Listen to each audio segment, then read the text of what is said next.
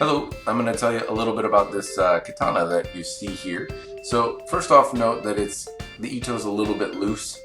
It comes that way kind of straight out of the gate. It's not unusably loose, but it is noticeable that it will degrade to unusable over time.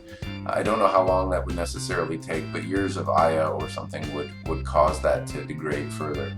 Presentation-wise, the saya has a black lacquer. It has a scratch effect or pattern on it. It's pleasant looking. The saya doesn't fit the blade super well. I will admit when you resheath the blade, you kind of have to move it around a little bit to get it to seat properly in the saya, and it doesn't hold the habaki very well. The presentation though, it looks pleasant. I'm not a fan of the fittings personally. They kind of have a gaudy effect, and I prefer them to be simple and inexpensive rather than an attempt at something more decorative, you know, kind of poorly done. That's just my personal opinion though, and it's very subjective. Now, the streaks on the blade are from the Never Dull coating that I have on it. I don't take this out very much to clean it, so I have it in a protective coating that is supposed to keep it safe.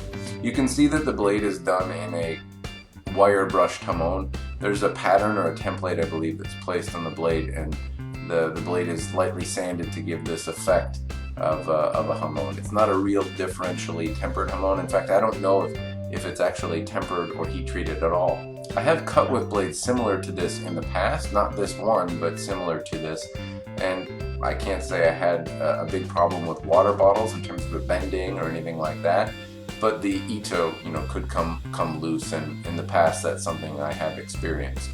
Overall, the blade is pleasant looking at a really base level, but it's a false effect, and that's only interesting to some folks. Lots of folks like to see the real deal, which you can get in, you know, the same price category. I think this thing retails for around maybe $130 or $200 retail, and you can get a you know, real differentially hard blade kind of in the same price category.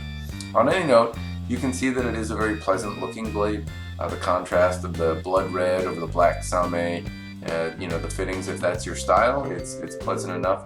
I'm doing this more or less to show. I know I do a lot of videos on some more expensive pieces out there, but I thought it was important by contrast to include some videos like this to show, you know, what a really basic model looks like. I'm trying to get like $75 for this one that I have for sale. It's pleasant enough, but you know, they don't go for a lot of money. So if you're looking for something like this, be aware that, you know, they exist out there for, you know, at least $75 or perhaps even less out there. I know new versions I've seen some from United Cutlery. I believe this is Ten Ryu, but I have seen similar things from a lot of different manufacturers out of China that produce something very similar at their basic level. And bear in mind that this is, you know, it's supposed to be a very basic katana. I'm not trying to knock it for what it is. However, I do compare and contrast it to, you know, a Ronin RK series blade, which I tested at like $100, and it was differentially hardened and held up really well, and the ito was decent, and by comparison, I don't necessarily think that this is the greatest deal if you're paying full retail for it. For used pieces, or for a project piece, if it's something you're looking for, it may be perfectly effective. I believe it's made out of 1045, but that's a guess on my part. Anyway, thanks for watching. If you have any questions, let me know. If you like this kind of stuff, subscribe. I hope you enjoyed.